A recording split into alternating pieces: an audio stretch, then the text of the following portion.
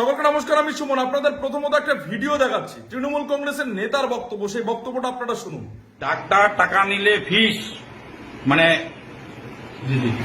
Visit, উকিল নিলে ফিস, ব্রাহ্মণ যদি নেয় দক্ষিণা, আর যদি আমরা টাকা খাই তাহলে সেটা হচ্ছে প্রাপ্য, ওটা তার হচ্ছে হক, প্রাপ্য। যত দোষ এই আমরা নন্দ ঘোষ। নিশ্চয় আপনারা শুনলেন, জলপাইগুড়ি জেলার তৃণমূল কংগ্রেসের নেতা কৃষ্ণ দাস, একজন সামনের সারির নেতার বক্তব্য শুনলেন। মানুষের কাছ থেকে টাকা নেওয়া তাদের প্রাপ্য। তারা আইনজীবী, ডাক্তার, পুরোহিত সঙ্গে তাদের তুলনা করছে। আপনারা ভাবতে পারছেন, ডাক্তার নিলে ভিজিট, উকিল নিলে ফিস, পুরোহিত নিলে দক্ষিণা, আর আমরা নিলে প্রাপ্য। বুঝতে পারছেন বাংলা কোন জায়গায় চলে গেছে?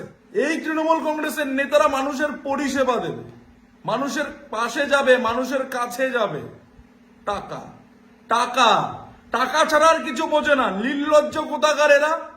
বাংলাটাকে পিসি ভাইবো মিলে লুটতে লুটতে যারা উপর থেকে নিচ পর্যন্ত শিখে গেছে, বাংলার মানুষ এদেরকে চোর বলবে না তো কাদের চোর বলবে? যারা টাকা ছাড়া কিছু বোঝে না।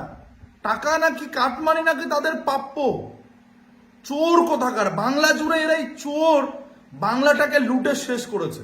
উপরে বসে আছে পিসি আর ভাইপো, নিচে তার ভাইপো তৈরি করে রেখেছে শুধু বাংলার মানুষকে লুটো, চুরি করো, কাটমানি খাও, গুন্ডামি করো। তো এটা এই তৃণমূল কংগ্রেস।